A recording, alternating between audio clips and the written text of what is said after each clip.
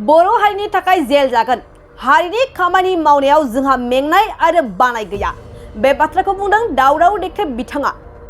जों जाथिखौ जिखुनु टाइमावनो जोङो बिफद जाब्ला जों सहाय होनो जाथिनाय मावनो जों रेडि नांगौबा जोङो जेल जागोन नांगौबा जों जिउ जोबगोन नंगौ बे समाव बिग ब्रेकिं निउज हाग्रामा महिलारि बिथांनि सायावबो दावराव देख्रेबनि खुगानिफ्राय मोनसे गोख्रों बाथ्रा हाग्रामा महिलारिनि बाथ्राखौ आं सोंखारियो बेखायनो हाग्रामा महिलारि बिथांखौ रायजो राजाफ्रा गाज्रि मोनदों बे बाथ्राखौ गोलाव समनिफ्रायनो ट्राइबेल बेल्ट एन्ड ब्लकआव उना ट्राइबेलफोरा दखल खालामना लानाय हाफोरखौ होस्रांनांगौ होनना दाबि खालामबोबाय थानाय दावराव देख्रेब नार्जारि बिथाङा हाग्रामानि सायाव बुंथिदों दिनै दावराव देख्रेब बिथाङा गोबां बाथ्रानि गेजेरजों बाथ्रा बुंनायखौ नुनो मोननाय जादों बर' हारिनि थाखाय जेल जागोन जातिनि खामानि मावनो थाखाय नांगौ जायोबा संख्रि बानलुजों ओंखाम सोमजाना जागोन थेवब्लाबो बर' हारिनि थाखाय खामानि मावलांगोन होनना गोख्रों बाथ्राजों थांखिना बुंदों दावराव देख्रेब बिथाङा लोगोसे दावराव देख्रेब बिथाङा गोख्रों बाथ्राजों सोंखारिदों दि बर' हारिनि गिदिर गिदिर दोलो आफादफोरा मा जाहोनाव ट्राइबेल एन्ड ब्लक हारिनि सायाव बाथ्रा फंसेबो बुंनो हाया आरो बेल्ट ब्लकनिफ्राय अना ट्राइबेल सुबुंफोरखौ होस्रांनायनि बाथ्रा फंसेबो बुंनो हानाय जोंनि बर' आफादफोरा गैया होनना रोखा बुंथियो दावराव देख्रेब बिथाङा बियो टाइमलि कुइसन आरो बेखौ जों बयबो मिथिनांगौ आरो जों हा हुनि सोमोन्दै जोंहा गोबां दायथ' दं हिसाबै जों हा हुनि खोथाखौनो लानानै मावबाय थादों हिसाबै जोंहा बुंनांगौ दायथ' दं आं गिबियावनो अनारेबल गुवाहाटि हाइकर्टआ जे प्रद्युत बरा जे केस होबाय ट्राइबेल बेल्टनिफ्राय ओंखारनांगौ होननानै बे बेल्ट ब्लकनिफ्राय ओंखारनांगौनि जायनाखि अर्डार होबाय बे अर्डारखौ आं बरायो आरो जों बेखौ आगोलावनो बरायखादों आरो जोङो ट्राइबेल बेल्ट ब्लकनि थाखाय जों बेसेबांबा गोबावनिफ्राय जों खामानि मावबाय थादों 2009निफ्रायनो जोङो बेल्ट ब्लकनिफ्राय जेसेबां इलिगेल इनक्लुजार्स दं बेखौ ओंखारनांगौ होननानै जोङो खामानि मावबाय थादों आरो बे मावनाय हिसाबै जोङो 2014आव जोंनो भारतनि गाहाय मन्थ्रि नरेन्द्र मदिनि अफिसनिफ्रायबो बिथोन हरदों जेसेबां इलिगेलि ट्राइबेल बेल्ट ब्लकआव हाबनानै दङ बिसोरखौ एभिक्सन खालामनांगौ आरो एस पार ल बिसोरखौ ओंखारनानै ट्राइबेलनि हाखौ ट्राइबेलनो रानना होफिननांगौ होनना बिदि बिथोन हरदों बेखौ लानानै जों गोरायैनो जों नांबाय थादों जोङो आन्दलन खालामदों बे समाव हाग्रामा महिलारिनि बिटिसिनि सरखारमोन बे समाव जों खोब नांदों आरो बे नाङो हारिनि खामानि मावनो होननानै BPF हान्जानिफ्रायबो आङो ट्रेजारार बिबांखौ गारनानै आं ओंखारबोदों दा गथिखे जोंनि मावनाया 2009निफ्रायनो जोङो गोख्रोङै नांथाबबोदों बेल्ट ब्लकनि सायाव ओमफ्राय जोङो नाङै नै आरोबाव जोंहा हाइकर्टनिफ्राय जे अर्डार मोनबावबाय बेल्ट ब्लकनिफ्राय ओंखारनायनि बेबो जोंनि थाखाय गिदिर मोनसे जोंनि देरहानाय बे जोंनि गिदिर मोनसे मोजां बाथ्रा आरो बे बर' हारिनिनो मोजां बाथ्रा बे जोंनि आफादनिल' मोजां नङा बियो बर' हारिनि मोजां बाथ्रा आरो जों बे सुजुगखौ जों दिनै लानांगौ दिनै जिहेतु अनारेबल हाइकर्टआनो बिथोन होबाय जेब्ला बेल्ट ब्लकनिफ्राय इसेबां इलिगेल हाबनानै दं ओंखारनांगौ होननानै बे जोंनि थाखाय बे गिदिर सुजुग जों बे सुजुगखौ लानांगौ आरो बेनि थाखाय जोंनि बयबो आफादफ्रा बेयाव जों फरायनानै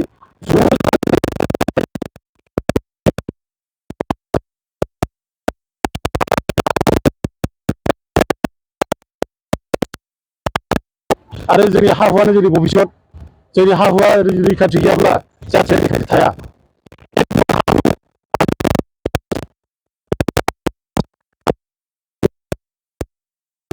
बे आबादारि जाथिया रैखाथि गैयाब्ला जों बहा थांनो बेखायनो जोङो हाखौ जों रैखाथि नांगौ हाखौ जोंनो जेरैबाबो निरापत्ता होनांगौ आरो बे निरापत्तानि थाखाय हाइकर्टआ जोंनो जुदि अर्डार होबायब्ला बेखौ जों बरायनांगौ आरो जों बेखौ मावफुंनांगौ हाग्रामा महिलारिया बे बुंदों बियो माने एभिक्सन खालामना ओंखारनाङा होनना बुंदों बे मोजां बाथ्रा जायाखै जों बेखौ सापर्ट खालामा आरो बे बुंनायजों हाग्रामा महिलारि बुंनायजों हाइकर्टनि अर्डारा उइद्र' जाया हाइकर्टआ जा अर्डार होबाय बे अर्डारा थागोन बेखौ लानानै बे बुंनाया जेबो खामानि होआ बे माथ्र गावनि राजनिथि लाबा लाबोनो थाखाय बुंदों बियो बेजों खुदि खथि जाया दा बे बुंनायजों गावहा गाज्रि मोनजादों रायजोफ्रा गाज्रि मोननो बोराबगोन बेखौ दा बेल' जादों दा बिनि बादैबो जोंहा मोनसे बाथ्रा जादों थांनाय बाराव अक्ट'बर मासाव जों जेब्ला आन्दलन खालामो धरना होयो बे समाव जोंना फेरेंगा बसुमतारी EMआ जोंखौ बिराद बोराबदों रायदों बे बेल्टनिफ्राय ओंखारनांगौ होननायखौ बे बिथाङा रं भाबै जे बुंदों बिथाङा बे दावराव देख्रेब नार्जारिया बांगाल ओंखारनो हादों होनना बुंदों आरो प्रमद बर' थासान्दि समाव जों सासेबो बांगाल होखारा बे ब्लकनिफ्राय जों सासेबो अनाथायबो होखारा होनना बिथाङा गोख्रोङै भाबै बुंदों। बेबायदि बुंनायफ्रा खोब अननाय, बिदि बुंनाङा, बे थिग जायाखै। दा हाइकर्टआ अर्डार होबाय जेब्ला बेखौ मावफुंनांगौसो। दा फेरेंगा जेखौ बुंदों बेबो थिग जायाखै। दा जों माने हाग्रामा महिलारिया जेखौ बुंदों बे थिग जायाखै। आरो प्रमद बर' जा EM सोरि चिफ बिटिसि चिफ बिथाङा बुंदों जे दावराव देख्रेब नार्जारिया दरसे हा माने उद्धार खालामखो बुंना हो ओरैनो बुङो, माने होखारनो गोसो गैया। दा जों बेखौ नुबाय रावबो मानसियानो होखारनो गोसो गैया ट्राइबेल ब्लकनिफ्राय। बयबो बे बांगालफोरखौ लानानै बोरै फुस्लायनो हायो बेखौ नायगासिनो दङ। बोरैहाय बिसोरनि बोरै भटखौ जोङो बोरै मोननो हायो बेखौ नायनानै दिनै होखारनो नागिराखै। दा जों बेखौ नुगासिनो दं। दा हाइकर्टनि अर्डार बेखौ मावफुंनांगोन, बारग'आ। दा दायथ'आ मा हाग्रामाया बुंनायाथ' राजनिथि भाबै बे सुजुग लानो थाखाय बुंबाय बियो गावहा। दा खिन्थु दायथ'आ बांसिन जाबाय मा बिटिसि सरकारनि सायाव। दा सरकाराव बिसोर दङ, खर्टआव बिसोर दं, बिसोर होखारनांगौ। दा बिसोर होखारना होखारा। दा बिसोरो हाग्रामा बायदि बुंनानैथ' बिसोर गनाय नङा। हाग्रामाथ' बुंनानै बे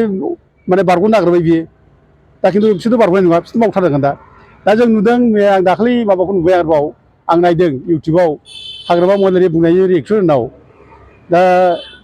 बिनि बुंनायखौ साबजायाखिसै, बेखौ देखायफैनांगौमोन। दा इउपिपिएल मानसियाबो बेखौ माने काउन्टार होनांगौमोन। मानो बिदि बुंखो, बे थिग जायाखै, गाज्रि जादों बेखौ बुंनांगौमोन। खिन्थु बिदि रावखौ जों बुंनाय नुवाखिसै आरोखि। इभेन एबसुआबो बुंफैनांगौमोन बिदि मानो बुंखो, रावबो बुङाखिसै, एबसुआबो बुंफैयाखै। दा बिसोरबो जाहाथे बांगाला जोंखौ गाज्रि मोना, बिसोर दंफिसाबो बे सिन्थाधारा आरोखि। बेखौ बिसोरबो सानो आरो इउपिपिएलआबो सानो जाहाथे बांगाला जोंखौ गाज्रि मोना। दा हाग्रामाया बुंबाय, हाग्रामासो माथो हनै बांगाल होआ नांबाय जेब्ला बेथ' माथो भटआ बिसोरनि मोनजोबथारसिगोन। बेखायनो भटआ बेजों थांजोबथारगोन बेखौ गिनानै मा जाखो, नै दाखालि आं नुबाय फेरेंगा जोंहा EMआ बांगाल लोगो लालायनानै ज' बुंहैबाय दानिया, ज' लोगो लानानै। माने हाग्रामाखौथ' दाय होआखिसै बियो, हाग्रामाया होखारा होनना बुंदों, बेखौ जों मानिया, जेरैबाबो जों होखारगोन बेखौसो बुंनांगौमोन बियो। खिन्थु बे बिदि बुङाखिसै। हाइकर्टआ अर्डार होबाय जों बेखौ मावफुंथारगोन बेखौ बुंनांगौमोन, बेखौ बुङाखिसै। बेखौ बुङाबालाय मा बुंखो बे, दाना गोदाव सोराव अग्रं बग्रं माबा 2008आव माने बांगाल होनायाव सोर दंमोन, सिबा माने हाग्रामानो दंमोन होनलाबाय। 2012आव बांगाल होब्ला सोर दंमोन, सिबाथ' हाग्रामानो दंमोन ओरै होनलाबाय। दुरभाग्य बिदि खोथाखौ मानो बुंनानै गावजों गाव जाथि गेजेराव माने इलु इला गेसाव गोफोन मानो लाबोनो फालाय। 2008आव 2012आव जानाखि बांगाल बर' दावराव जादों, बे दावराव दावसि जानाय समनि जानाखि रिपर्ट बेखौ नाय। CBI रिपर्टआव रोखा रोखा बुंदों बेयाव मुसा बांगालफोरनि माने माबा दङ, जरित दङ। बिसोरनो खिलन्जिया मानसिफोरखौ, बर'फोरखौ, ट्राइबेलफोरखौ होदों होननानैसो लिरनाय दं। दा दिनै फेरेंगा बिनि खोथाखौ मानो बुंनो फालाय, बुंनाङामोन ना। आरो दिनै 2014नि खोथा बुंबाय आरोबाव। 2014आव सावथाल बर' दावराव दावसि जानायाव हाग्रामा महिलारियानो माने माबानि EM दंमोन होनना बुंबाय। एथ' लासिं सिं लाजिनांगौ। फेरेंगायाथ' बे लाजिनानै थैनाया मोजां बियो। दा नुना नुवाखै बेलाय 2014आव जानाखि माने माबा जादों, राइट जादों, माने सावथाल बर' जादों। बे राइटनि केसाव नों नाय मेक्सिमाम माने माबाखौ हमदों, NDP मानसिखौ हमदों। आरो NDP मानसिखौ NIA कर्टआव लांदों, NIA कर्टआव पानिशमेन्ट होदों। सोरबा 10 बोसोर, सोरबा 15 बोसोर, सोरबा 20 बोसोर, सोरबा लाइफ लं जादों, सोरबा माने डेथ सेन्टेन्स जादों। बे रोखोम बिसारि जादों NDP मानसिया। रावबोथ' BLT मानसि जायाखै, रावबोथ' हाग्रामा मानसियाथ' रावबो बेयाव माने माबा जायाखै रावहाबो। दा गथे जादोंब्ला NDP मानसिया जादों। दा बे लाजिनांगौ दिफेन बर'आ बिदि बुंलाबाय। सोरै बे माबा बुंनाया मा होनो फेरेंगा बुंनाया लाजिनांगौमोन, बियो बिदि बुंलानो नाङामोन। दा भिक्टिमा जादों सोर, जोंखौ बे केसाव सोरखौ इमप्लिकेट खालामदों होनब्ला माने बांगाल माने माबा होनायाव, सावथाल होनायाव NDPखौ जरित खालामना होदों आरोखि। दा बे हिसाबै बिदि खोथाखौ बुंनाया थिग जायाखै। दा जों नुबाय दा बांगालफोरखौ जेरै सोरखौबा बे ब्लकनिफ्राय होखारनाय बाथ्रा रावहाबो गैया, सिन्था खालामाखै। दा जों दुखु खालामो। आरो जोंनि बाथ्रा बे नङा जे जों सोरबा बांगाल, सोरबा होनांगौ, सोरखौबा अबेबा पार्टिकुलार जाथिखौ होनांगौ, बे बाथ्रा नङा। जायफ्रा इलिगेल बे ब्लकआव थानो मोना, जाय इलिगेल जाथि थानोनिफ्राय थाफैदों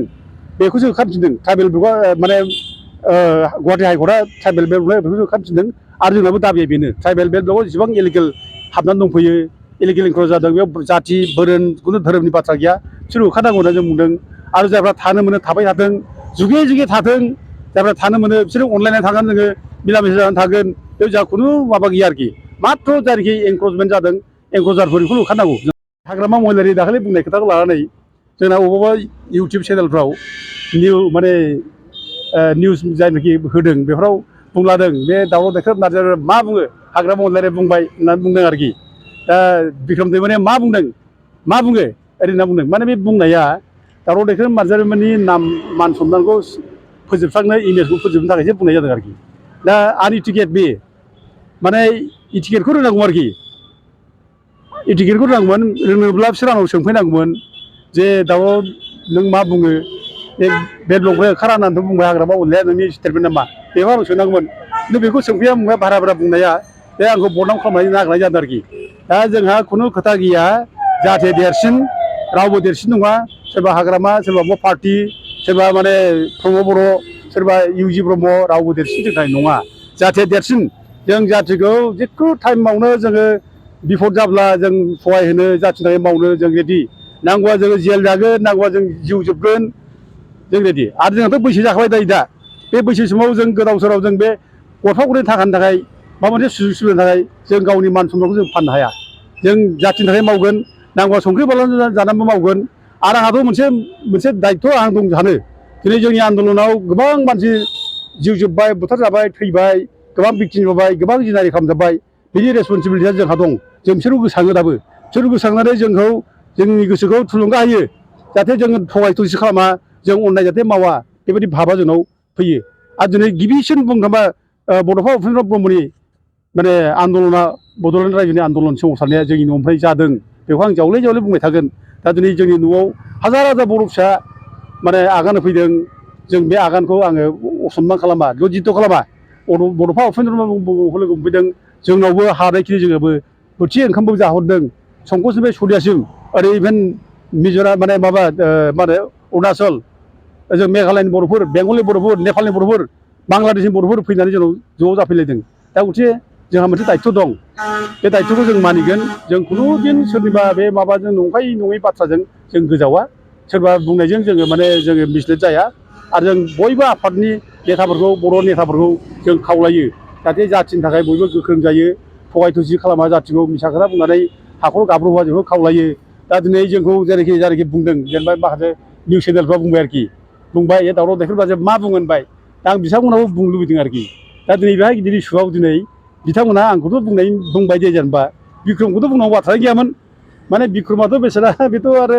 ओरैनो माने गावनि माखासे माबाखौ खिनानै बुङोमोन बियो हाजों सोमोन्दो गैया बे हानि आन्दलन बे ओंखाराखै दा थेवबो बेबो माने इउ पि पि एल सरखारनि बेरेखा बुंनाय जायो नालाय दा हयथ' बेखौ असनमान खालामनो थाखाय बुंनाय जादों आरोखि दा ओंखायनो दिनै माबाखौ आं बुंनो लुबैयो जाय